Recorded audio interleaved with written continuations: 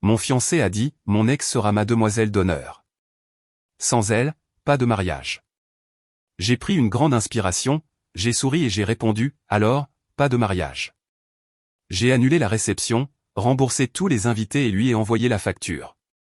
Quand son ex a découvert que c'était à lui de tout payer, j'ai levé mon verre à la liberté. J'avais déjà tapé les emails d'annulation quand Carrie a annoncé son ultimatum concernant Lisa comme demoiselle d'honneur. Quelque chose dans son énergie nerveuse au petit déjeuner m'avait prévenu. Alors, pendant qu'il prenait sa douche, j'avais ouvert mon ordinateur portable et commencé à rédiger des brouillons, au cas où. Grace, j'ai besoin que Lisa soit à mes côtés au mariage.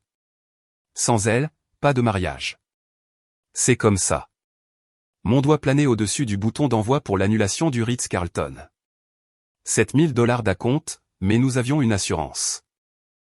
J'ai levé les yeux vers lui, cet homme avec qui j'avais passé 3 ans, qui allait vraiment faire de son ex-petite amie la cause pour laquelle tout sacrifier.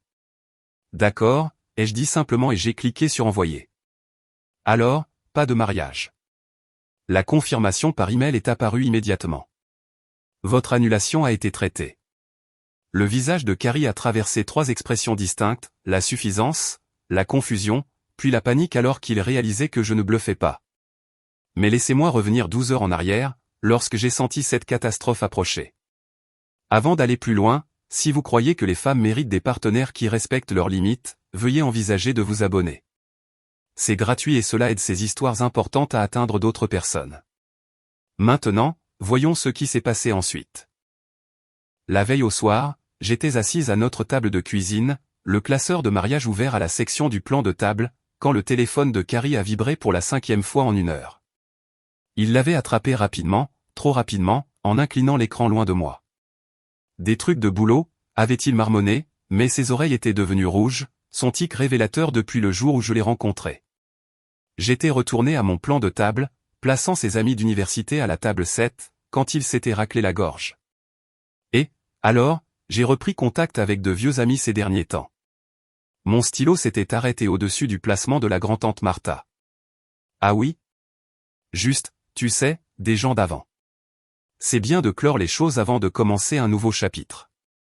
Le mot « clore » s'était logé dans mon cerveau comme une écharde. Au cours de mes 5 années en tant que comptable judiciaire, j'avais appris que lorsque les gens commencent à parler de « clore », ils sont généralement sur le point d'ouvrir quelque chose qui devrait rester fermé. Ce matin-là, je m'étais réveillé à 5h45 comme d'habitude, préparant le café colombien de Carrie pendant qu'il dormait. Son téléphone était en charge sur la table de chevet, l'écran s'illuminant avec un autre texto. LB a clignoté brièvement avant de s'éteindre. Lorraine de son bureau était LP. Sa cousine Lindsay était enregistrée sous Lindsay. LB était nouveau. J'avais continué ma routine matinale, repassant ses chemises, préparant son petit déjeuner préféré, mais mon esprit était déjà en mode judiciaire, assemblant des fragments, l'énergie nerveuse, les textos tardifs, le soudain intérêt pour la clôture. Quand Carrie était entrée en titubant dans la cuisine à 7 heures, je l'avais regardé vérifier immédiatement son téléphone, son pouce se déplaçant rapidement sur l'écran avant même de me dire bonjour. Grosse réunion aujourd'hui, avais-je demandé en faisant glisser son café sur le comptoir. Quoi? Oh, non. Je vérifiais juste quelque chose. Ses oreilles étaient de nouveau rouges. C'est là que j'avais ouvert mon ordinateur portable et commencé à rédiger les emails d'annulation. Non pas parce que je savais ce qui allait arriver, je n'aurais pas pu imaginer qu'il exigerait que son ex-petite amie fasse partie de notre cortège nuptial, mais parce que mes instincts, affinés par des années à suivre des pistes papier et à repérer des mensonges dans des documents financiers, criaient que quelque chose était sur le point d'imploser. L'email au Ritz-Carlton était facile. Nous avions souscrit une assurance mariage sur mon insistance. Carrie avait qualifié cela de pessimiste, mais j'avais appelé cela pratique. Le fleuriste, le photographe, les traiteurs. Je les ai tous rédigés, en sauvegardant chacun au fur et à mesure. 32 000 $ de contrat de fournisseur, réduit à un dossier de mail non envoyé intitulé « Au cas où ». Quand Carrie était allé prendre sa douche, fredonnant faux comme il le faisait toujours quand il était anxieux, j'avais ouvert notre feuille de calcul de dépenses communes. 8 mois de planification de mariage, chaque reçu enregistré et classé. Mes réflexes de comptable judiciaire s'étaient activés automatiquement, calculant sa part de 50%, en tenant compte des acomptes par rapport au montant remboursable. au moment où il était sorti de la salle de bain, les cheveux encore humides, portant la chemise que j'avais repassée 2 heures plus tôt, j'avais tout préparé, les annulations rédigées, le décompte financier complet, tout attendant la bombe qu'il était sur le point de lâcher. Et puis il l'avait dit. Lisa Brennan, la femme qu'il avait anéantie il y a 3 ans, qui avait volé 40 000 $ de leur compte joint et avait disparu à Miami avec son partenaire commercial. La femme qu'il avait passé toute notre première année ensemble à traiter de sociopathe manipulatrice après son 3e whisky. Cette Lisa allait être sa demoiselle d'honneur. Elle a changé, Grace. Nous avons parlé et elle a vraiment grandi en tant que personne. Elle me comprend d'une manière que... Eh bien, elle doit être là. C'est important pour ma guérison. Guérison. Voilà ce jargon thérapeutique qu'il avait attrapé des podcasts de développement personnel qu'il avait commencé à dévorer le mois dernier. Un autre signal d'alarme que j'avais noté mais pas entièrement traité. Et si je dis non, avais-je demandé, bien que je connaisse déjà la réponse. Alors, il n'y a pas de mariage. J'ai besoin de ça, Grace. J'ai besoin qu'elle soit là. La chose fascinante avec les ultimatums, c'est que les gens qui les posent ne s'attendent jamais à ce que vous les acceptiez. Ils s'attendent à des négociations, des larmes, des compromis. Ils s'attendent à ce que vous accordiez plus de valeur à la relation qu'à votre amour-propre. Ils ne s'attendent pas à ce que vous ayez déjà rédigé les emails d'annulation. Alors que cette première confirmation était apparue sur mon écran, j'avais ouvert le 2e email. Le photographe, puis le fleuriste. Chaque clic était comme couper une corde qui m'avait lentement étranglé, bien que je n'ai pas réalisé à quel point elle était serrée jusqu'à ce que je commence à couper. Grace, arrête. Qu'est-ce que tu fais? On peut en parler. Mais j'étais déjà à l'email numéro 4, les doigts volants sur le clavier, ajoutant des notes personnelles à chaque fournisseur sur les différents irréconciliables découverts lors de la planification. Professionnel, propre, sans drame. La société de traiteurs, le quatuor à cordes, le concepteur de gâteaux qui avait passé 3 heures avec nous à débattre entre le fondant et la crème au beurre. Tu es folle, avait dit Carrie, sa voix montant plus haut à chaque « digne » de confirmation. Tu ne peux pas simplement annuler tout notre mariage pour ça. Ce n'est pas moi, avais-je répondu en ouvrant la feuille de calcul de la liste des invités. C'est toi. Tu as dit, sans Lisa, pas de mariage. Je ne fais qu'exécuter ta décision. Le meilleur, c'était la trace écrite. Chaque email contenait la même phrase, en raison de l'ultimatum de Monsieur Mitchell concernant le cortège nuptial, nous devons malheureusement annuler notre événement. Documentation, preuve. La comptable judiciaire en moi ronronnait presque. Au moment où j'avais cliqué sur envoyer pour le dernier email de fournisseur la location de voitures de collection pour notre supposée escapade, Carrie s'était effondrée sur la chaise en face de moi, le visage pâle, comprenant enfin que je ne jouais pas au jeu de la poule mouillée avec notre avenir.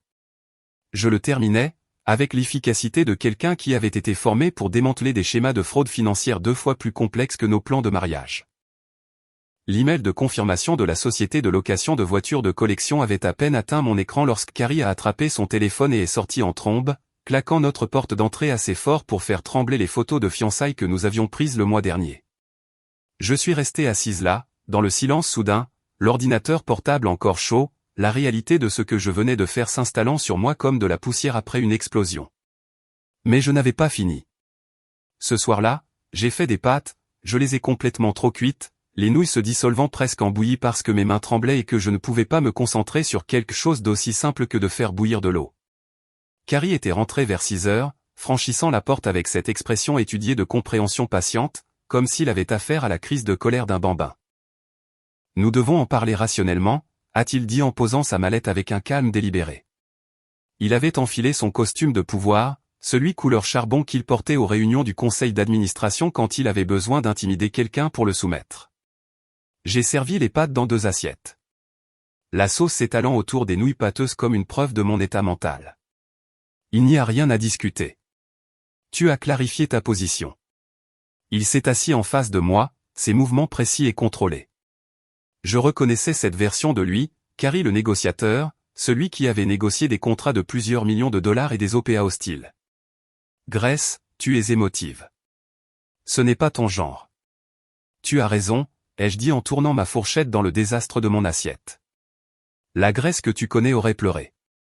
Elle t'aurait supplié de reconsidérer. Elle aurait accepté n'importe quoi pour maintenir le mariage. Sa mâchoire s'est crispée, ce petit muscle sous son oreille pulsant. Lisa et moi avons une histoire. Oui, une histoire, ai-je posé ma fourchette avec précaution.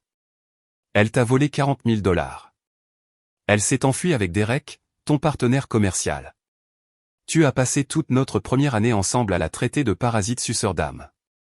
Ce n'est pas une histoire, Carrie. C'est un traumatisme. Il s'est penché en avant, adoptant ce que j'avais baptisé en privé sa posture de conférence TED. Sérieux, engagé, vous vendant quelque chose dont vous ne saviez pas avoir besoin. Les gens changent, Grace. Elle a suivi une thérapie. Nous deux aussi. L'avoir comme mademoiselle d'honneur serait symbolique. Une déclaration que j'ai vraiment tourné la page. Le rire qui m'a échappé n'était pas agréable. Une déclaration. Notre mariage réduit à ta séance de thérapie personnelle. Soit Lisa est mademoiselle d'honneur, soit il n'y a pas de mariage. Il a prononcé cela comme un argument final, s'adossant avec la confiance de quelqu'un dont le bluff n'avait jamais été démasqué en 34 ans de vie. J'ai étudié son visage, le regardant vraiment pour la première fois depuis des mois, l'inclinaison arrogante de son menton, la façon dont ses doigts tapaient sur la table, calculant déjà ma reddition inévitable. Il croyait sincèrement que j'allais m'effondrer. Le mariage est déjà annulé, ai-je dit doucement. J'ai envoyé le dernier email il y a 1 heure. Quelque chose a changé dans son expression, le masque du négociateur se fissurant. Tu es sérieuse. Très sérieuse. Je me suis levé, laissant mon assiette intacte. Je vais être dans mon bureau pour travailler sur le décompte financier. Tu devrais probablement commencer à vérifier tes cartes de crédit pour tout paiement automatique lié au mariage. J'ai passé toute cette nuit dans mon bureau à domicile, celui que Carrie avait suggéré de convertir en chambre d'enfant le moment venu. Mon classeur de mariage était ouvert à côté de moi. 8 mois de planification réduits à des preuves pour mon nouveau projet. L'écran de l'ordinateur portable brillait dans l'obscurité alors que je construisais mon chef-d'œuvre, une feuille de calcul complète qui aurait fait pleurer de fierté mes professeurs de comptabilité judiciaire. Chaque dépense classée, chaque paiement de fournisseur suivi, chaque reçu scanné et joint. J'ai travaillé avec l'intensité concentrée que j'appliquais autrefois pour démêler des schémas de Ponzi, sauf que cette fois, je documentais la dissolution financière de mon propre avenir. À 1h47 du matin, j'ai envoyé au Ritz-Carlton un email formel d'annulation, mettant en copie mon amie avocate Janet pour faire bonne mesure. Le fleuriste a suivi à 2h23, le photographe à 2h56. Chaque email contenait le même langage clinique, en raison de différents irréconciliables découverts lors de la planification du mariage, spécifiquement la demande non négociable de M. Mitchell concernant la composition du cortège nuptial. À 3h du matin, j'avais tout calculé. Investissement total, 32 000 $. Remboursement potentiel avec l'assurance, 24 800 $. Perte totale, 7 200 $. Partagé 50/50. Carrie me devait 3 600 $, mais cela ne tenait pas compte des acomptes que j'avais payés de mon compte personnel avant que nous n'ayons combiné nos finances pour la planification du mariage. Ajusté pour cela, sa part s'élevait à exactement 7 200 $. J'ai codé par couleur chaque poste, créé des formules qui se mettaient à jour automatiquement si un fournisseur modifiait son montant de remboursement, ajouté une colonne de suivi des paiements avec des options déroulantes, en attente, partiel, complet, en souffrance. La comptable en moi chantait. La cafetière gargouillait sa 4e tournée alors que je passais à la liste des invités. 200 noms, chacun représentant quelqu'un qui avait libéré son calendrier, acheté des cadeaux, fait des plans. Il méritait mieux que de la prendre par des ragots. À 4h du matin, j'ai commencé à rédiger des emails individuels. Pas un envoi de masse qui semblait lâche. Chaque message personnalisé, mais professionnel. À ses amis d'université, nous avons le regret de vous informer que le mariage a été annulé en raison de différences fondamentales apparues lors de la planification. À mes parents, après mûre réflexion, Carrie et moi avons décidé de ne pas poursuivre le mariage. Votre soutien a tout signifié. Mon téléphone a commencé à vibrer à 4h17 du matin. La mère de Carrie. Je l'ai laissé aller sur la messagerie vocale. Puis ma propre mère. Puis des numéros que je ne reconnaissais pas. Je l'ai mis en silencieux, les posé face contre table et j'ai continué à taper. Le soleil peignait le ciel de rose et d'orange quand j'ai finalement cliqué sur envoyer pour la dernière notification d'invité. Mes yeux brûlaient, mon dos me faisait mal, mais je me sentais plus vivante que je ne l'avais été depuis des mois. Chaque email envoyé, chaque cellule de feuille de calcul remplie, chaque document sauvegardé en triple exemplaire sur le cloud. C'était comme pratiquer une chirurgie sur ma propre vie, coupant le tissu malade avec une précision mathématique. À exactement 7 heures du matin, la sonnette a retenti. Je savais que ce serait Carrie avant même de regarder par le Judas.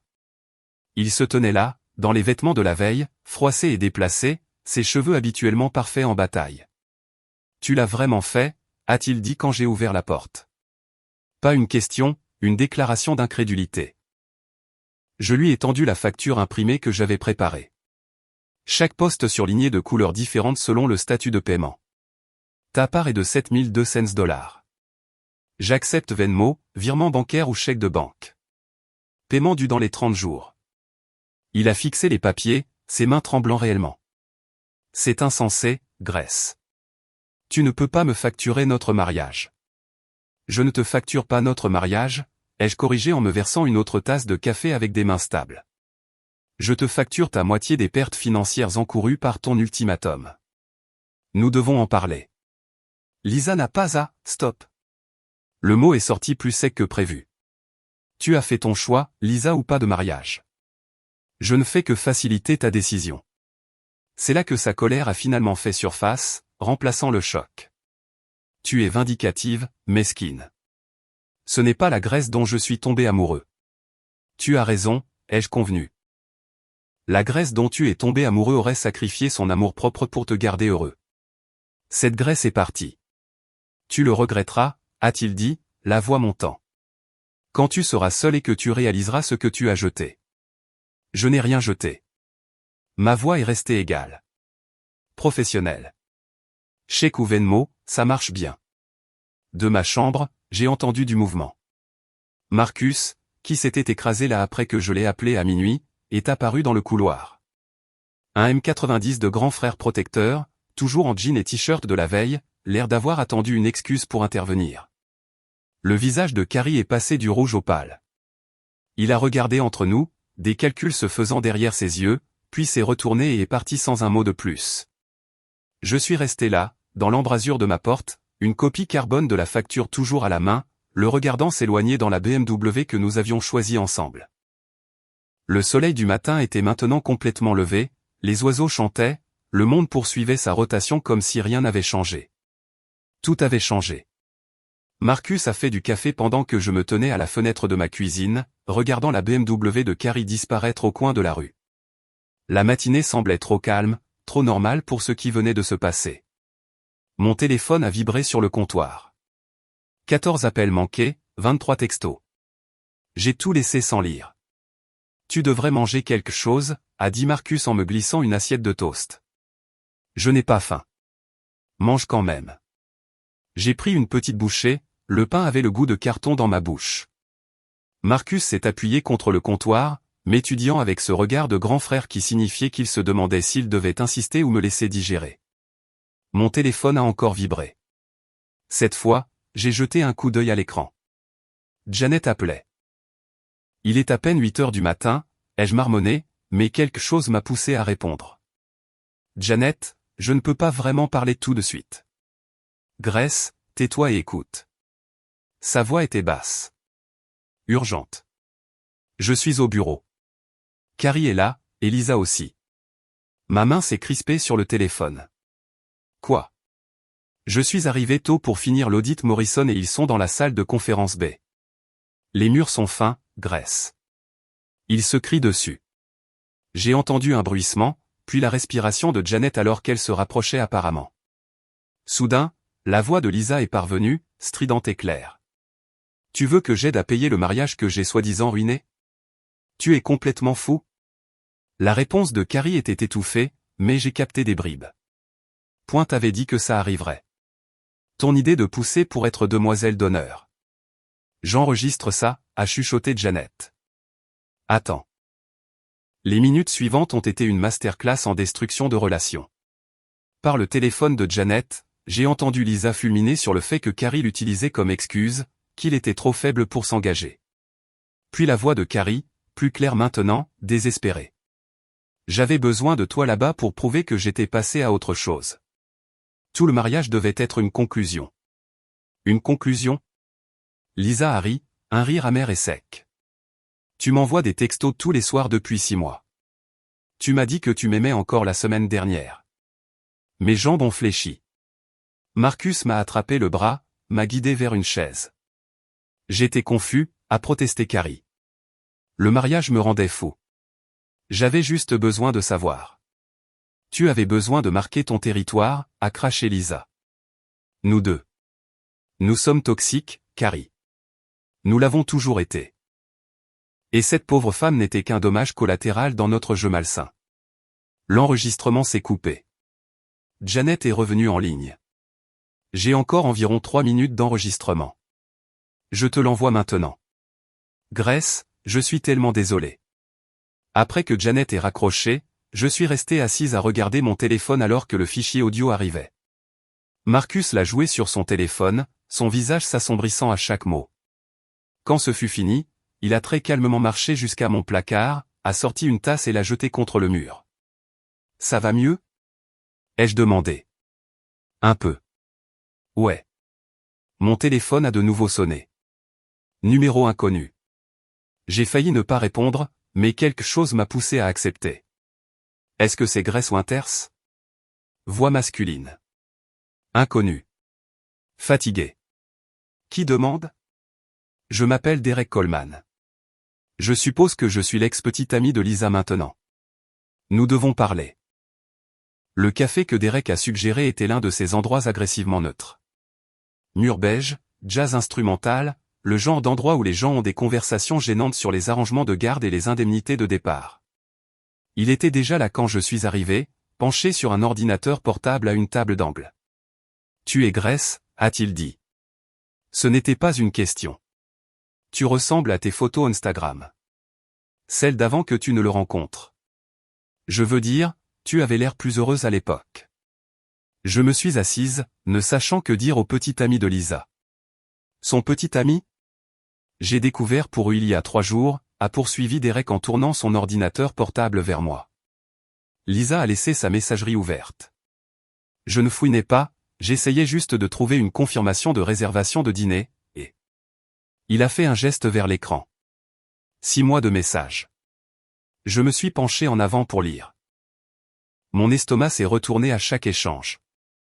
Carrie parlant à Lisa de nos plans de mariage, mais tout formulant autour d'elle. Grace veut des roses, mais tu te souviens comme tu as toujours aimé les pivoines? Lisa répondant avec des souvenirs de leur relation. Des moments qui ne signifiaient soi-disant plus rien, mais qui signifiaient clairement tout. Celui-ci date d'il y a 2 mois, a dit Derek en cliquant sur un nouveau message. Lis-le. Carrie avait écrit, une fois que je serai marié et installé, Grace devra t'accepter dans nos vies. Ce sera plus facile alors. Elle ne pourra pas être jalouse ou peu sûre d'elle quand tu seras officiellement juste une amie. La réponse de Lisa, j'ai besoin de te voir épouser quelqu'un d'autre pour enfin lâcher prise. J'ai besoin de te regarder t'engager envers elle pour que je puisse arrêter d'espérer. Votre mariage, a dit Derek doucement, devait être leur cérémonie de clôture. Vous étiez un accessoire dans leur drame psychologique. Je me suis rassise, digérant cela. Depuis combien de temps étiez-vous ensemble, toi et Lisa? 2 ans. J'allais lui demander sa main le mois prochain. Il a ri amèrement. J'ai même demandé conseil à Carrie pour les bagues la semaine dernière. Il m'a recommandé l'endroit où il a eu la tienne. Nous sommes restés assis en silence un moment. 2 personnes découvrant qu'elles avaient été des acteurs de soutien dans la tragédie de quelqu'un d'autre. Je t'envoie tout, a dit Derek, ses doigts volant sur le clavier. Capture d'écran, email, même quelques photos de son téléphone qui se synchronisent automatiquement sur notre cloud. Ils se sont vus au moins une fois par semaine au cours des 6 derniers mois.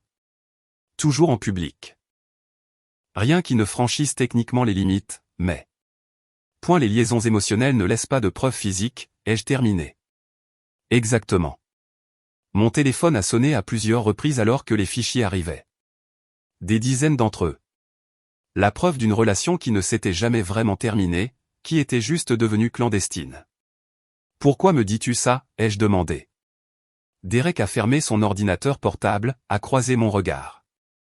Parce que quand j'ai confronté Lisa, elle a essayé de me manipuler, de dire que j'imaginais des choses, que j'étais jaloux, contrôlant.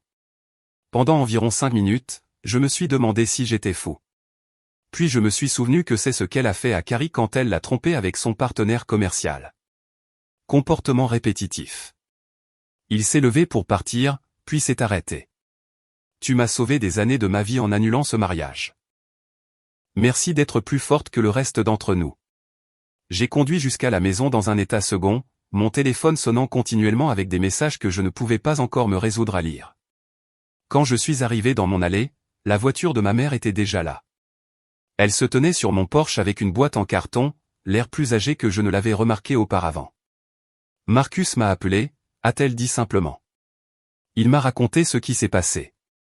À l'intérieur, elle a posé la boîte sur ma table de cuisine.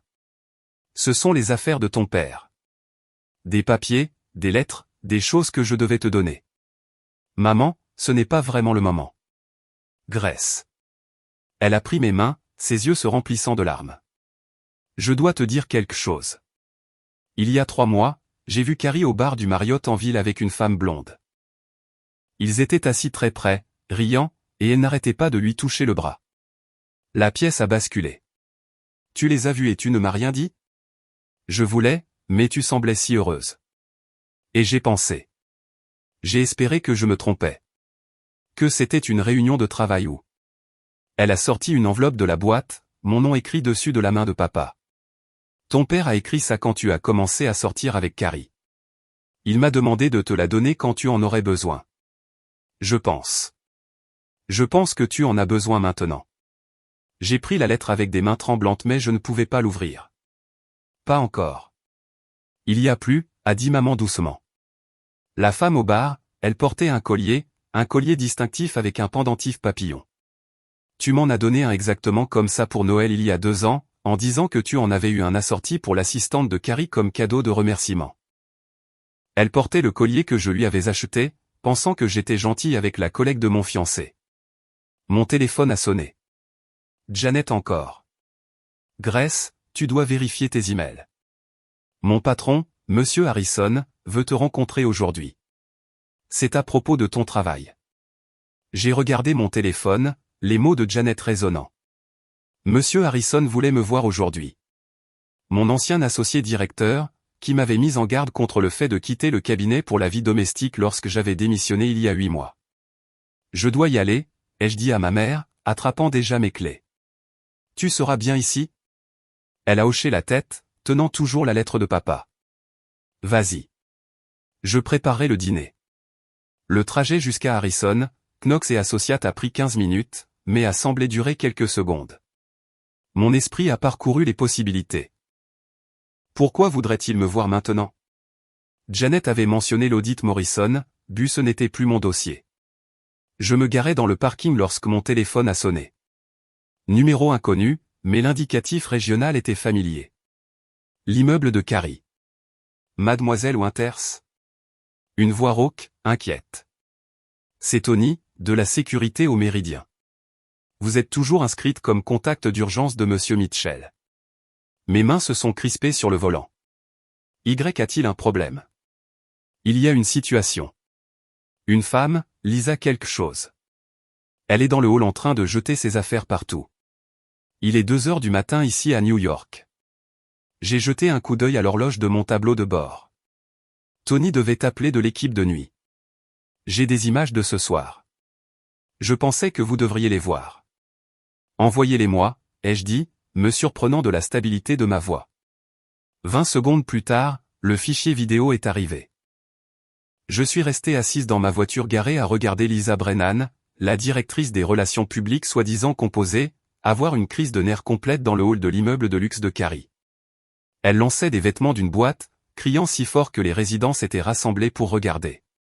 Tu avais promis, hurlait-elle à Carrie, qui se tenait figée près des ascenseurs. Tu as dit qu'après le mariage, après que tu sois marié, nous pourrions enfin être ensemble correctement. Les images de sécurité étaient assez claires pour voir le visage de Carrie se vider de sa couleur alors que ses voisins filmaient avec leur téléphone. Lisa, s'il te plaît, montons. 3 ans. Elle lui a jeté ce qui ressemblait à une montre. 3 ans à attendre que tu me choisisses. Tu as dit que Grace était sûre, ennuyeuse, que l'épouser rendrait tes parents heureux, mais que nous aurions notre vraie vie après. J'ai fermé la vidéo, incapable d'en voir plus. Mon téléphone a immédiatement sonné à nouveau. Tony rappelant. Mademoiselle Winters, je suis tenu de déposer un rapport d'incident. Comme vous êtes inscrite comme contact d'urgence, vous en recevrez une copie. Mais je voulais que vous sachiez que Monsieur Mitchell l'amène ici depuis des mois, toujours tard le soir. Les autres gardes et moi, nous avons supposé. Eh bien, je suis désolé que vous ayez à gérer ça, mademoiselle. J'ai mis fin à l'appel de Tony et suis entré dans mon ancien immeuble de bureau sur des jambes tremblantes. Le hall en marbre familier, le même ascenseur qui avait encore besoin d'entretien sur le bouton du 7e étage. Rien n'avait changé, sauf moi. L'assistante de Monsieur Harrison, Beverly, m'a serré dans ses bras dès que je suis entré. Tu nous as manqué, ma chérie. Vas-y. Il t'attend. Le bureau de Harrison donnait sur le centre-ville. Tout en verre, en bois sombre et en pouvoir. Il s'est levé quand je suis entré, a fait un geste vers les fauteuils en cuir. Grace. Tu as l'air bien, compte tenu. Compte tenu. Janet m'a mis au courant. L'annulation du mariage, les complications. Il m'a étudié par-dessus ses lunettes de lecture. J'ai aussi reçu un appel de Derek Coleman. Il dit que vous avez des preuves de détresse émotionnelle intentionnelle. J'ai sorti mon téléphone, lui ai montré les captures d'écran que Derek avait envoyées, les transcriptions de l'enregistrement de Janet. Harrison a tout examiné avec l'intensité qui l'a rendu légendaire dans les salles d'audience. C'est de la tromperie délibérée, a-t-il dit finalement. De la fraude, essentiellement. Monsieur Mitchell a conclu des contrats de mariage en sachant qu'il n'avait aucune intention de les respecter de bonne foi. Il s'est penché en arrière. J'assigne Melissa Chin à la rédaction d'un addendum à votre facture. Compte tenu de ces preuves, votre demande pour détresse émotionnelle est solide comme le roc. Je dirais que 9 500 $ au total est conservateur. Monsieur Harrison. Appelez-moi Richard. Vous n'êtes plus mon employé, bien que nous devrions en discuter aussi. Il a souri, ce rare sourire sincère qu'il réservait au moment qui comptait. Votre poste, comptable judiciaire senior. Il est toujours vacant. Nous avons utilisé des contractuels, en attendant de voir si vous reviendriez. Mais je suis prêt à vous offrir quelque chose de mieux. La voie pour devenir associé principal. Votre nom sur le papier a en tête d'ici 2 ans. Ma gorge s'est serrée. Pourquoi? Parce que quelqu'un qui peut gérer ce niveau de catastrophe personnelle avec votre précision et votre professionnalisme est exactement la personne que je veux pour représenter ce cabinet. Aussi, a-t-il ajouté en sortant un dossier, l'audit Morrison sur lequel Janet travaille. Il est lié à l'un des clients de relations publiques de Lisa Brennan. Potentiel blanchiment d'argent. Nous pourrions utiliser votre expertise. J'ai quitté le bureau de Harrison 1 heure plus tard avec une offre d'emploi, une stratégie juridique et quelque chose que je n'avais pas ressenti depuis des mois, un but professionnel. Mais l'univers n'en avait pas fini avec ses révélations. Mon téléphone a vibré. Un texto de Janet. Réunion d'urgence entre filles. Chez moi. 18h, pas de discussion. Quand je suis arrivé à l'appartement de Janet ce soir-là, j'ai trouvé tout mon groupe d'amis réunis. Janet, bien sûr, mais aussi Meredith du club de lecture, Sarah de mon ancienne salle de sport, et même Denise, qui avait déménagé à Seattle, mais qui était en appel vidéo. Intervention, a annoncé Janet. Pas le genre triste. Le genre on te dit enfin tout. Elles avaient préparé une présentation, un vrai PowerPoint. Signaux d'alarme que nous avons vus mais que nous n'avons pas dit, lisez la première diapositive. Il t'a fait quitter ton travail, a commencé Meredith. T'as convaincu d'arrêter d'aller à la salle de sport parce que les couples devraient s'entraîner ensemble, a ajouté Sarah. Tu te souviens quand il a jeté tes tailleurs pantalons parce qu'ils étaient trop agressifs, a appelé Denise depuis l'écran de l'ordinateur portable. Diapositive après diapositive de moments que j'avais rationalisés, rejetés, pardonnés. La fois où il s'était pointé à notre soirée entre filles parce que je lui manquais trop. Comment il avait lentement remplacé mes amis par ses amis de couple, approuvé. La façon dont il m'avait convaincu que la planification du mariage était plus importante que le maintien de ma certification d'expert comptable. On a fait quelque chose, a dit Janet en sortant un album. Pour te rappeler qui est vraiment Grace Winters. Des photos de moi recevant le prix de la comptable judiciaire de l'année. Une coupure de journal de l'époque où j'avais témoigné dans le procès pour détournement de fonds Morrison. Ma médaille de marathon d'il y a 2 ans, avant que Carrie ne décide que la course à pied n'était pas féminine. Des photos de ma fête de promotion, celle que Carrie m'avait fait quitter tôt parce qu'il avait mal à la tête. Tu as disparu, a dit Sarah doucement. Morceau par morceau, tu as juste disparu en lui. La dernière page était une photo d'il y a 3 ans, avant Carrie. Je riais de quelque chose hors champ, portant un de mes tailleurs pantalons, l'air vivante d'une manière que j'avais oubliée. On reprend le jour de ton mariage, a annoncé Janet. J'ai déjà réservé le bar sur le toit du Sterling. Celui que Carrie disait être trop décontracté pour votre dîner de répétition. On appelle ça la fête de la libération. J'essayais de trouver des mots pour les remercier quand mon téléphone a sonné. Numéro inconnu encore. Grace Winters? La voix d'une femme, formelle. C'est Catherine Mitchell, la mère de Carrie. Mes amis se sont tus, observant mon visage. Madame Mitchell. Nous devons nous rencontrer demain. Café Luna, 14h. C'est à propos de l'histoire de Carrie. Des choses que vous méritez de savoir. Elle a fait une pause. S'il vous plaît, donnez-moi juste 1 heure. J'ai dit à Catherine Mitchell que je la rencontrerais, puis j'ai raccroché et j'ai regardé les visages inquiets de mes amis. Je dois y aller, ai-je dit, bien que ce dont j'avais vraiment besoin, c'était d'être seul, de digérer tout ce qui n'arrêtait pas de déferler sur moi par vagues. Janet m'a serré la main. Appelle si tu as besoin de nous, n'importe quand. J'ai conduit jusqu'à la maison pour trouver maman qui avait fait de la soupe au poulet, la recette de papa. Nous avons mangé dans un silence confortable jusqu'à ce qu'elle rapproche la boîte en carton. Il y a d'autres lettres ici. D'autres choses aussi. Elle m'a laissé seul à la table de la cuisine avec la boîte. J'ai attendu que sa voiture s'éloigne avant de prendre l'enveloppe avec mon nom et l'écriture soignée de papa. Le papier était de couleur crème, son papier à en-tête de cabinet d'avocat. Daté de 3 mois après que j'ai commencé à sortir avec Carrie. Mes mains tremblaient en le dépliant. Ma chère Grace, commençait-il. Au moment où tu liras ceci, je serai parti et tu seras probablement confronté à quelque chose qui te fait tout remettre en question. J'écris ceci parce que je vois des signes qui m'inquiètent et je ne serai pas là pour te dire ces mots quand tu en auras besoin. J'ai dû m'arrêter, la vue brouillée. Papa luttait contre le cancer quand il a écrit ça, sachant qu'il lui restait peut-être 6 mois. Ton jeune homme est venu dîner la semaine dernière. Il est charmant, a du succès, tout ce qu'un père devrait vouloir pour sa fille. Mais Grace, je l'ai vu te corriger 3 fois pendant le dîner. De petites choses. Comment tu tenais ta fourchette, le vin que tu as commandé, la façon dont tu as ri à la blague de ta mère. Chaque fois, tu t'es ajustée, tu t'es faite plus petite. Ma petite, si quelqu'un te rend plus petite pour se sentir plus grand, ce n'est pas de l'amour, c'est du vol. Les mots m'ont frappé comme des coups physiques. Je me souvenais de ce dîner. Carrie avait été si attentionnée, si parfait.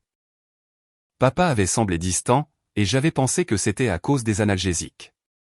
Tu as toujours été brillante, féroce, indépendante.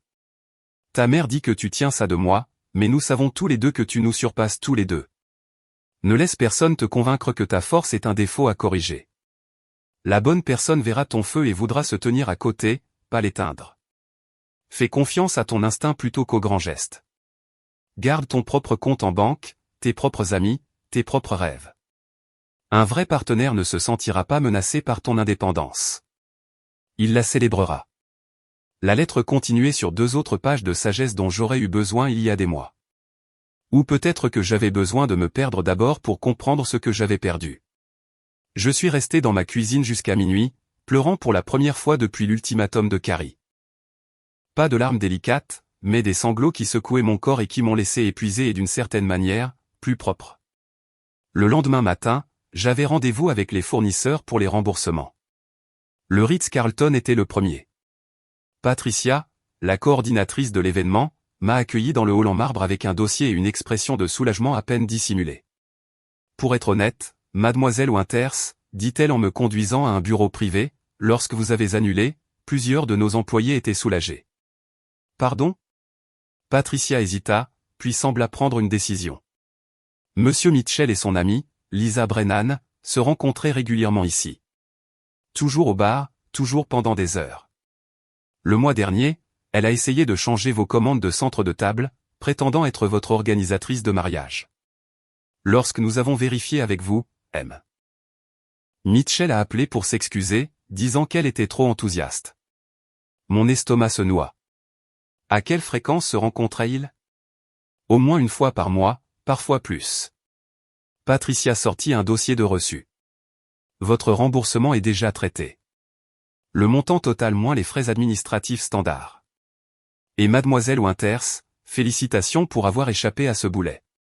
Le photographe, James, fut encore plus direct lorsque je le rencontrai à son studio. Votre fiancé était condescendant pendant la séance de fiançailles, dit-il en affichant les planches contact sur son ordinateur. Regardez votre langage corporel sur celle-ci. Je me penchai en avant, voyant ce que j'avais manqué auparavant. Sur chaque photo, j'étais légèrement tourné loin de Carrie, les épaules voûtées, le sourire forcé.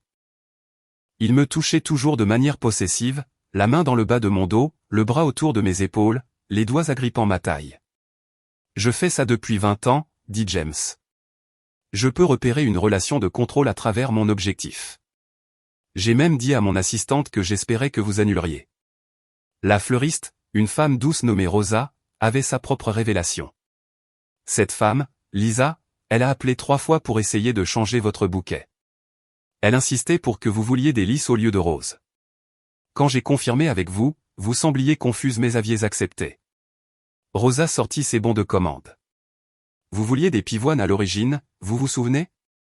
Vos préférés, mais Monsieur Mitchell a dit qu'elles étaient trop décontractées pour le lieu.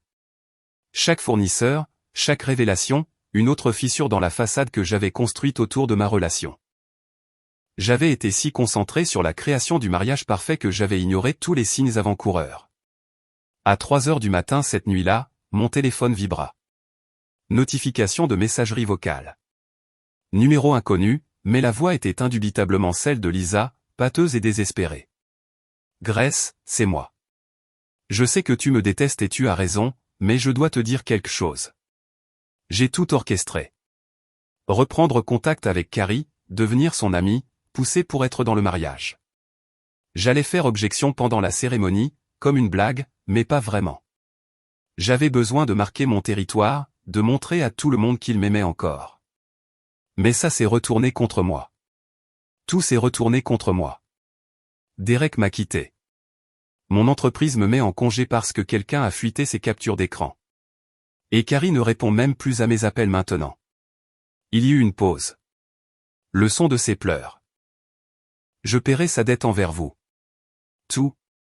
Les 7200 dollars au complet.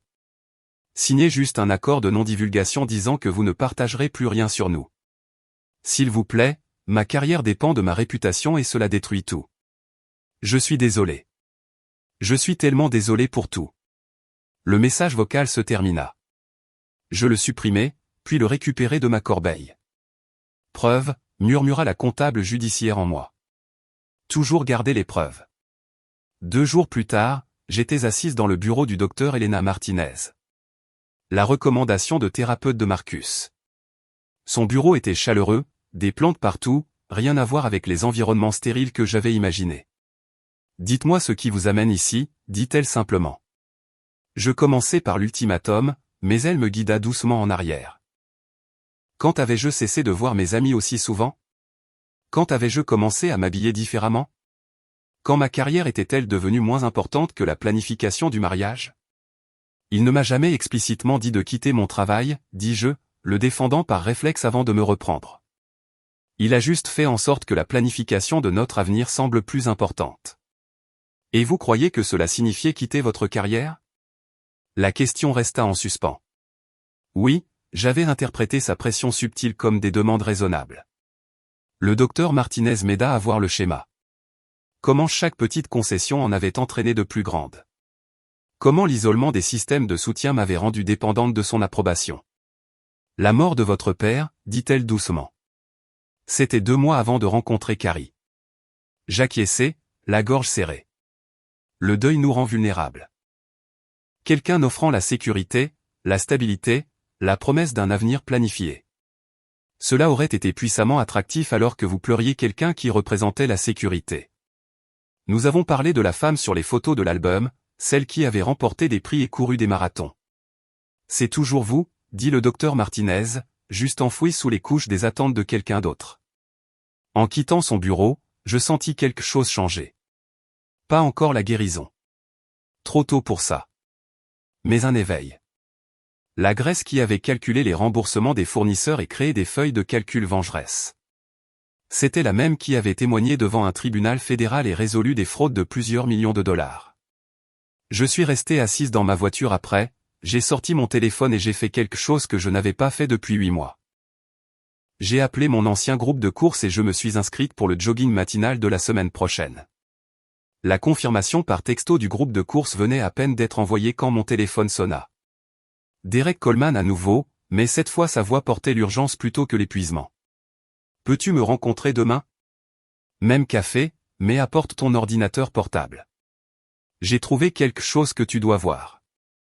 J'acceptai, puis passai le reste de la soirée à organiser chaque pièce de documentation financière de ma relation avec Carrie. Relevé bancaire, facture de carte de crédit, compte d'investissement, la piste papier de 3 ans étalée sur ma table de salle à manger. La comptable judiciaire en moi s'était complètement réveillée, et elle était à la chasse.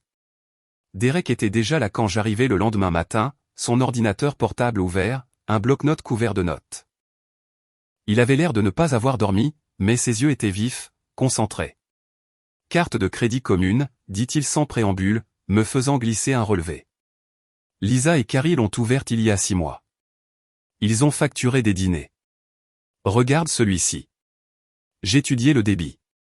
Le Rosemont, à 2 heures au nord. 3 débits distincts le week-end au cours des 4 derniers mois, toujours quand j'avais pensé que Carrie était à des conférences. Ce n'est pas tout, poursuivit Derek en affichant l'écran de son ordinateur portable. Tu te souviens comment Lisa a soudainement eu de l'argent pour cette nouvelle BMW? Il m'a dit que c'était une prime de son travail. Mais regarde ce registre foncier. L'écran montrait une annonce de location au nom de Lisa, achetée il y a 4 mois. Le montant de la compte correspondait à un prêt que Carrie avait pris sur son compte d'investissement, quelque chose que j'avais remis en question à l'époque, mais il avait dit que c'était pour une opportunité commerciale avec son frère. Ils ont acheté une propriété ensemble, dis-je, les implications me frappant.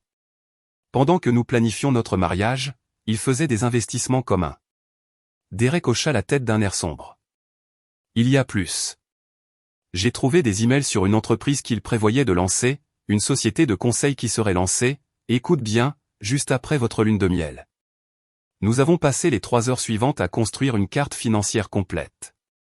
L'expertise juridique de Derek combinée à mes compétences comptables a créé une image dévastatrice de tromperie. Chaque dîner d'affaires que Carrie avait mis sur note de frais. Chaque réunion client qui s'était terminée tard. Chaque conférence de week-end qui l'obligeait à être injoignable.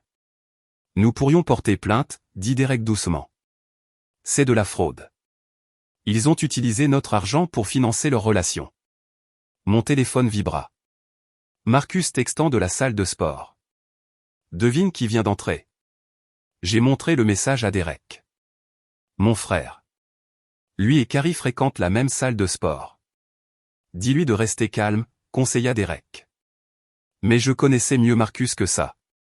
Il le fera, dis-je. Marcus ne perd pas son sang-froid. Il fait pire. Il dit la vérité. 20 minutes plus tard, mon téléphone sonna. Pas Marcus, mais quelqu'un nommé Brad, qui s'entraînait apparemment à la même salle de sport. Vous ne me connaissez pas, dit Brad. Mais je viens de voir votre frère démolir absolument un type nommé Carrie, et j'ai pensé que vous devriez savoir que c'était magnifique. Y a-t-il eu une bagarre? Non, c'est ce qui en a fait de l'art. Brad appréciait clairement cela. Votre frère faisait du développé couché quand Carrie s'est approché de lui, essayant d'agir de manière décontractée. Marcus a simplement posé ses poids, s'est levé et, d'une voix complètement calme qui a porté dans toute la salle, a commencé à énumérer tout ce que ce type vous a fait. J'ai mis Brad sur haut-parleur pour que Derek puisse entendre. Il a dit, les vrais hommes n'ont pas besoin de leurs ex-petites amies comme animaux de soutien émotionnel. Les vrais hommes n'isolent pas leurs partenaires de leur carrière. Les vrais hommes ne rendent pas les femmes plus petites pour se sentir plus grands. Et les vrais hommes ne donnent certainement pas d'ultimatum sur les cortèges de mariage tout en achetant secrètement une propriété avec leur ex. Les yeux de Derek s'écarquillèrent à cette dernière partie. Toute la salle de sport s'est tue, poursuivit Brad. Environ 40 personnes ont simplement arrêté de s'entraîner pour écouter. Carrie a essayé de se défendre, mais Marcus a continué. Il a énuméré chaque signal d'alarme, chaque comportement de contrôle, sans jamais élever la voix. Quand il a eu fini, il a repris ses poids et est retourné à son entraînement. La moitié de la salle a applaudi. Carrie est littéralement sortie en courant. Après que Brad ait raccroché, Derek et moi sommes restés assis dans un silence stupéfait. Puis il a commencé à rire. Pas un rire joyeux, mais le genre qui vient de la reconnaissance.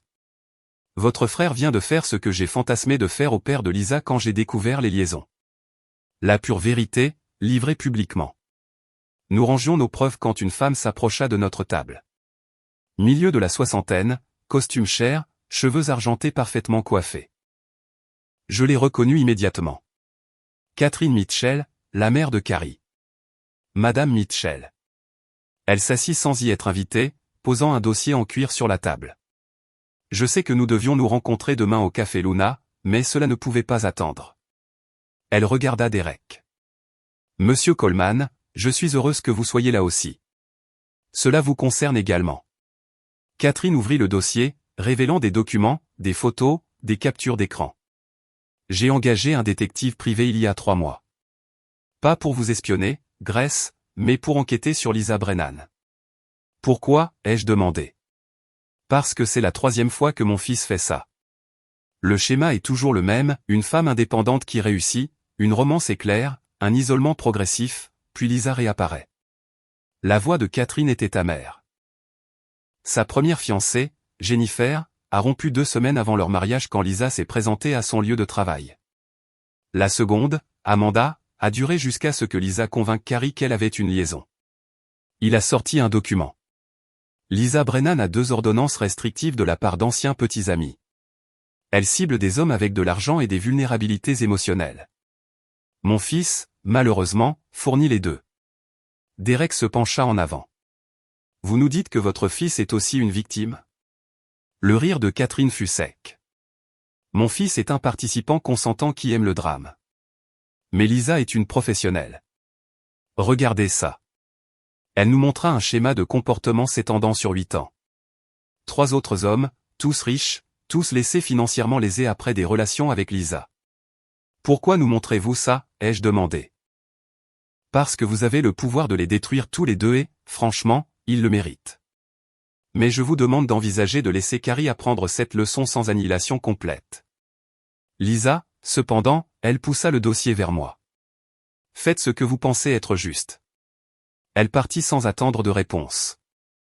Ce soir-là, Janet convoqua une réunion de planification d'urgence à son appartement. Opération Jour de la Libération, l'avait-elle baptisée. Le bar sur le toit est réservé, annonça TL. Celui du Sterling que Carrie trouvait trop décontracté. Vue parfaite, cocktails incroyables et de la place pour 75 personnes.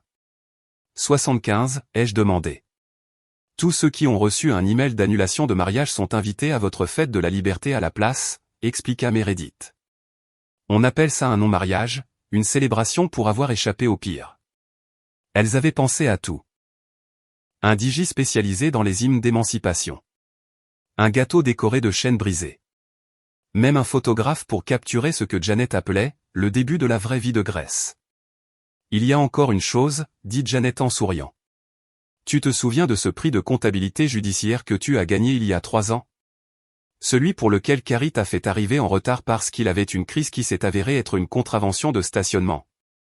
J'acquiesçai, le souvenir piquant. Eh bien, Harrison a appelé. Le milieu des affaires veut vous honorer à nouveau pour votre intégrité extraordinaire dans votre conduite personnelle et professionnelle.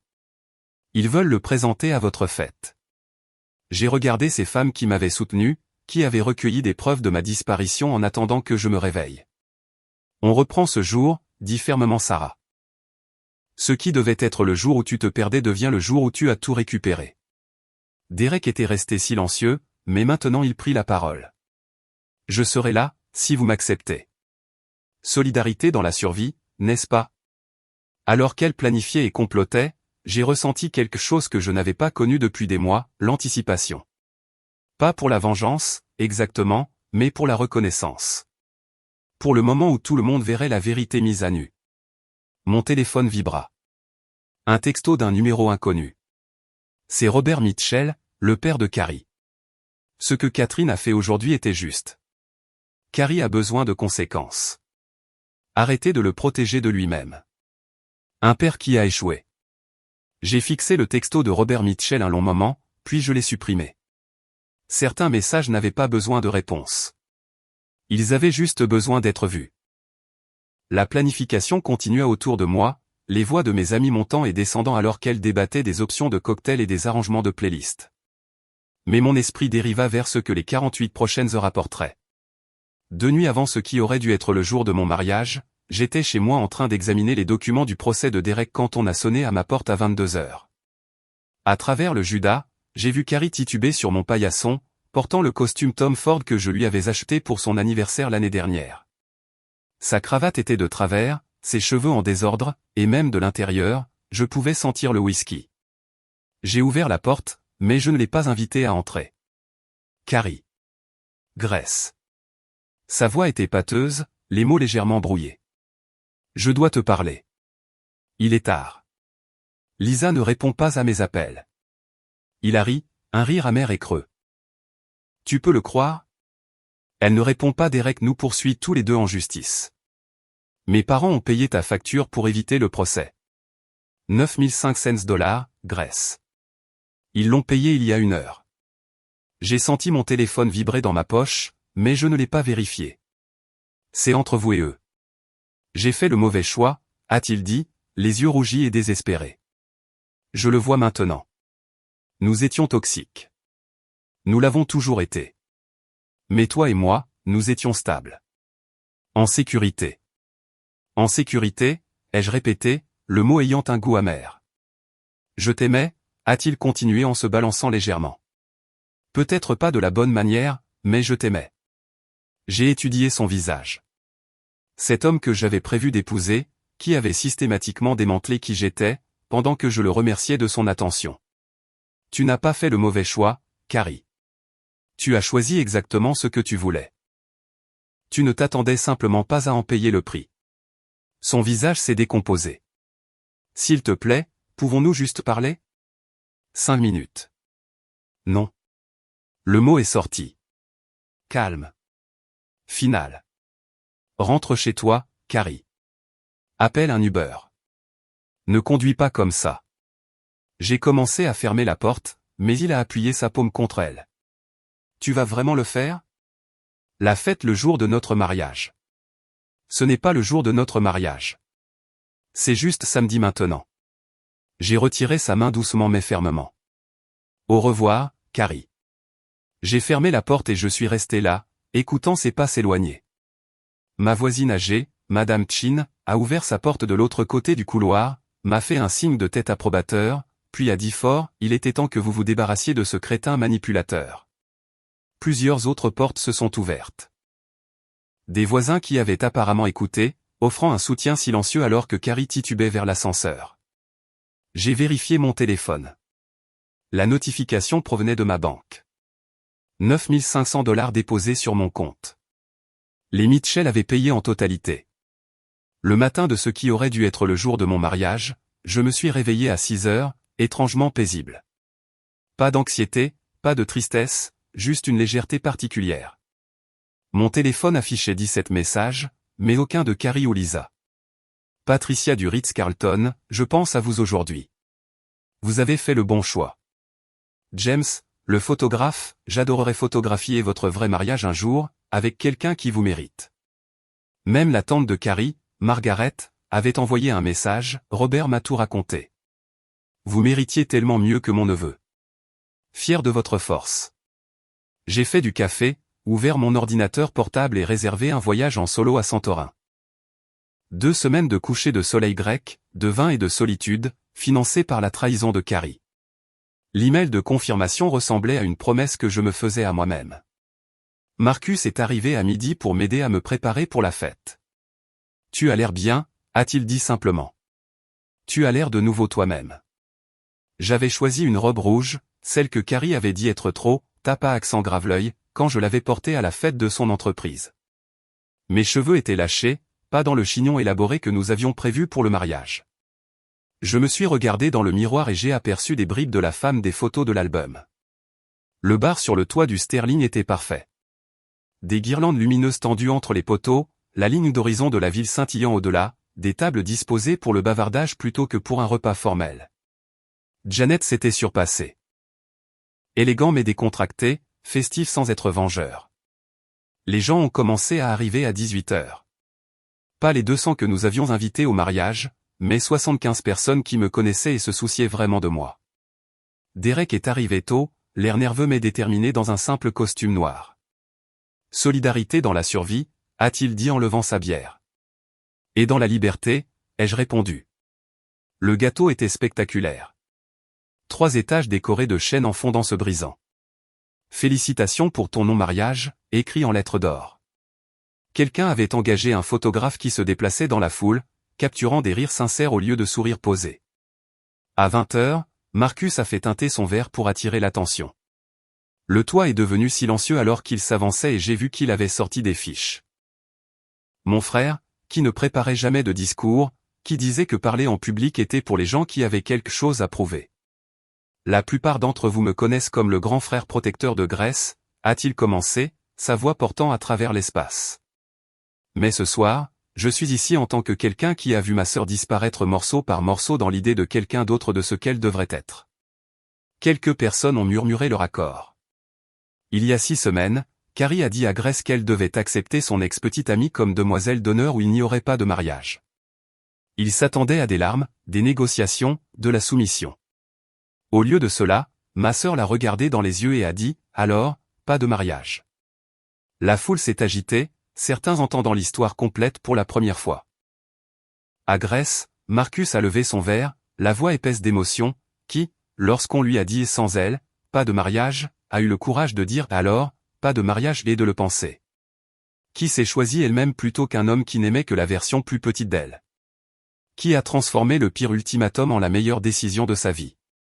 Le toit a éclaté en acclamations.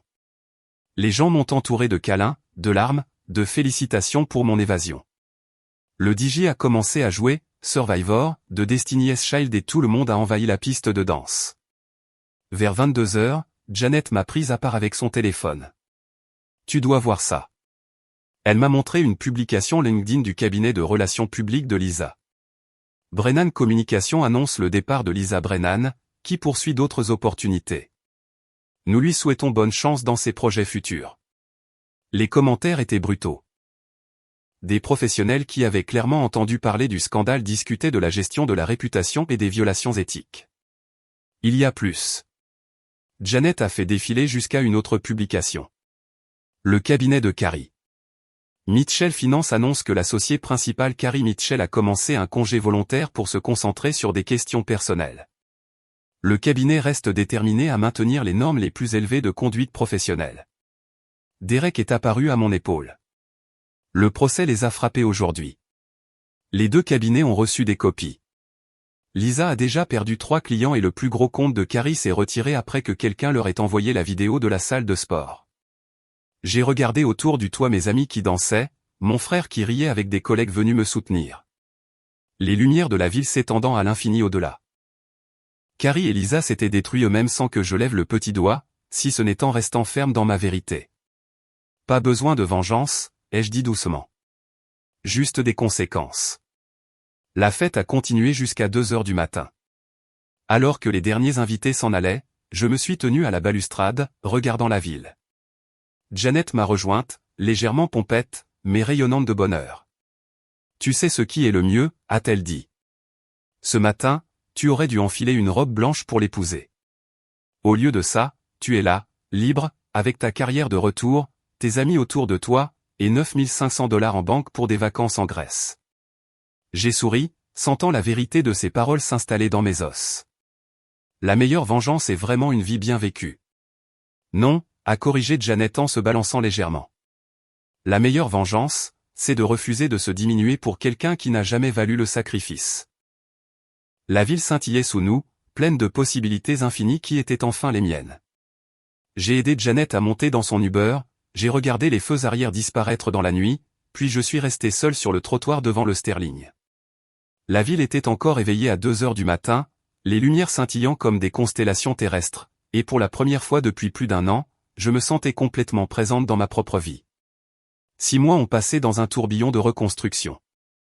J'étais retourné chez Harrison, Knox et Associates le lundi après mon non-mariage, franchissant ses portes familières la tête haute. Les chuchotements m'ont suivi dans les couloirs au début. Tout le monde connaissait l'histoire maintenant. Mais en quelques semaines, ces chuchotements se sont transformés en respect. Le matin où tout a de nouveau changé, Beverly a frappé à la porte de mon bureau. M. Harrison veut vous voir.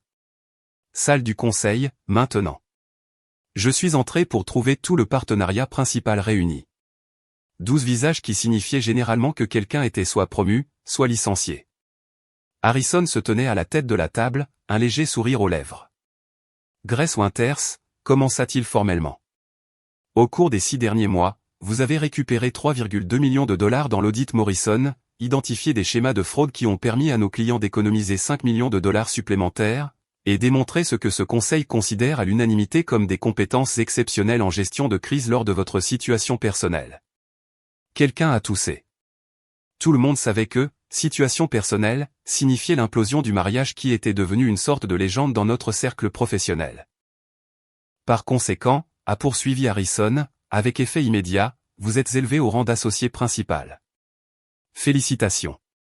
La salle a éclaté en applaudissements. Mon nom serait sur le papier à en-tête. Harrison, Knox, Winters et Associates. L'augmentation de salaire signifiait que je gagnerais le triple de ce que Carrie gagnait, ou gagnait autrefois, puisque j'avais entendu dire par LinkedIn qu'il était toujours en congé indéfini. Il y a encore une chose, a ajouté Harrison alors que les gens sortaient. Ce programme pro bono que vous avez proposé, pour aider les femmes à identifier l'abus financier dans les relations. Le conseil l'a approuvé. Financement complet. Vous en serez la directrice. Je suis resté là, dans la salle du conseil vide, regardant la ville par les fenêtres allant du sol au plafond, et j'ai pensé à la femme qui s'était assise à la même table il y a 18 mois, démissionnant pour planifier un mariage. 2 semaines plus tard, j'étais à Santorin, debout sur une terrasse surplombant la caldeira. Le soleil se couchait, peignant le ciel de nuances de rose et d'or que les photographes passent leur vie à essayer de capturer. Mon téléphone posé contre une bouteille de vin, j'ai appelé Marcus et maman en vidéo. Regardez cette vue. Maman a respiré à travers l'écran. Regarde-toi, a corrigé Marcus. Tu ressembles de nouveau à toi-même. Non, a dit maman. Tu as l'air mieux. Tu as l'air libre. J'ai réfléchi, ai-je dit en regardant le soleil sombrer vers l'horizon. À écrire un livre. Sur tout ce qui s'est passé, mais plus que ça, sur la reconnaissance de la manipulation émotionnelle déguisée en amour. Sur la lente disparition de soi qui se produit si progressivement qu'on ne s'en rend compte que lorsqu'on a disparu. Fais-le, a dit Marcus immédiatement. Transforme-le en quelque chose qui aide les autres. Papa serait fier, a ajouté maman doucement. Après la fin de l'appel, je suis resté sur cette terrasse jusqu'à ce que les étoiles apparaissent, le vin grec réchauffant ma poitrine, et j'ai commencé à écrire le premier chapitre sur mon ordinateur portable. Pas sur Carrie, mais sur la femme que j'avais été avant lui et le voyage de retour vers elle. Des mois après Santorin, j'étais au gala de charité annuel de l'hôpital pour enfants, le genre d'événement auquel j'avais assisté en tant que plus un de Carrie, mais auquel j'assistais maintenant en tant qu'associée principale et donatrice. Je parlais avec un collègue du programme pro bono quand quelqu'un s'est raclé la gorge derrière moi. Robert Mitchell se tenait là, seul, l'air plus âgé que dans mes souvenirs. Ses cheveux étaient devenus complètement gris, de profondes rides gravées autour de ses yeux. Grace. J'espérais vous voir ici. Mon collègue s'est excusé, nous laissant dans une bulle de silence gênante. Vous avez l'air bien, a finalement dit Robert. Réussi. Heureuse. Je le suis. Il a hoché la tête lentement, puis a semblé se ressaisir. Je voulais que vous sachiez que Catherine et moi sommes divorcés. Finalisé le mois dernier. Après tout ce qui s'est passé, j'ai enfin vu ce qu'elle avait encouragé, ce que j'avais encouragé en ne tenant jamais tête à aucun d'eux. J'ai attendu, sentant qu'il y avait plus. Carrie est en thérapie. Une vraie thérapie cette fois, pas la performance qu'il faisait avant. Il a touché le fond quand Lisa a fuité tous leurs messages pour sauver sa propre réputation. Elle a trouvé un travail à Miami. A dit à tout le monde qu'il l'avait manipulé. Il a tout perdu. Son travail, sa réputation, vous. La voix de Robert ne contenait aucune supplique de sympathie, juste un fait fatigué. Il a avoué quelque chose à son thérapeute. L'ultimatum sur le fait que Lisa soit demoiselle d'honneur. C'était un test. Il voulait voir si vous le choisiriez lui plutôt que votre amour-propre. Il ne s'attendait jamais à ce que vous vous choisissiez vous-même. Mais je l'ai fait, ai-je dit simplement. Vous l'avez fait, et Dieu merci pour ça. Robert a tendu la main et je l'ai serrée. Vous vous êtes sauvé, et peut-être que vous l'avez sauvé aussi. Parfois, les gens ont besoin de tout perdre pour apprendre quelque chose. Il s'est éloigné, disparaissant dans la foule de smoking et de robes de soirée. Et j'ai réalisé que je ne ressentais rien. Pas de colère, pas de satisfaction, juste une indifférence paisible. 2 semaines plus tard, à la date exacte de l'anniversaire du jour où j'avais annulé mon mariage, j'ai conduit jusqu'au cimetière de Riverside avec un but précis. La pierre tombale de papa se dressait sous un chêne, simple et digne, tout comme lui. « Salut, papa », ai-je dit en m'asseyant sur l'herbe à côté de la pierre. « Je t'ai apporté quelque chose. » De mon sac à main, j'ai sorti 2 objets. Sa lettre, maintenant encadrée et accrochée dans mon bureau, et ma bague de fiançailles. Je l'avais rachetée au bijoutier la semaine dernière. Non par nostalgie, mais pour conclure. Tu avais raison sur tout, ai-je dit à la pierre. Sur le fait de garder mon propre compte en banque, mes propres amis, ma propre identité. Sur le fait de reconnaître quand quelqu'un vous rend plus petit pour se sentir plus grand. J'ai posé la bague sur le dessus de la pierre tombale où elle a capté la lumière de l'après-midi, le diamant fracturant les rayons du soleil en de minuscules arcs-en-ciel. Je ne laisse pas ça ici parce que je pleure ce que j'ai perdu. Je le laisse comme un monument à ce que j'ai gagné. Je suis associé principal maintenant. Mon nom est sur le papier à en-tête. J'aide d'autres femmes à reconnaître l'abus financier. J'écris un livre. J'ai couru un marathon le mois dernier. J'ai battu mon record personnel d'avant Carrie. Le vent a bruissé dans les feuilles de chêne et j'ai presque pu entendre la voix de papa. C'est ma fille. Je suis Grace Winters, ai-je dit en me levant et en brossant l'herbe de ma jupe. Comptable judiciaire, associée principale, marathonienne, future auteure, survivante. Et je suis enfin pleinement moi-même. La fiancée de personne, le projet de personne, la version plus petite de personne. Juste moi, existant dans toute ma puissance. Je me suis éloigné du cimetière, laissant la bague scintiller sur la pierre tombale. Que quelqu'un la trouve et s'interroge sur son histoire, ou qu'elle s'érode jusqu'à ne plus rien être. Quoi qu'il en soit, elle n'avait plus aucune emprise sur moi. Cette nuit-là, je me tenais dans mon appartement, celui que j'avais failli abandonner pour emménager avec Carrie, et j'ai regardé mon reflet dans le miroir du couloir. La femme qui me regardait portait un tailleur rouge, avait des rides d'expression dues à une joie réelle, et se tenait les épaules en arrière, occupant tout l'espace qu'elle méritait. Mon téléphone a vibré avec un texto de Janet. Pot de main pour fêter ta promotion. Le toit du Sterling. J'ai souri en tapant, parfait. C'est ma tournée. J'ai un salaire d'associé principal maintenant. Si cette histoire de vengeance ultime servie froide vous a fait applaudir pour Grace, cliquez sur le bouton j'aime dès maintenant. Ma partie préférée a été quand Grace a simplement dit, alors, pas de mariage, et qu'elle le pensait vraiment. Voilà comment on démasque un bluff. Quel a été votre moment de douce justice préféré? Mettez-le dans les commentaires ci-dessous. Ne manquez pas d'autres histoires incroyables de trahison et de triomphe. Abonnez-vous et activez la cloche de notification pour ne jamais manquer une publication.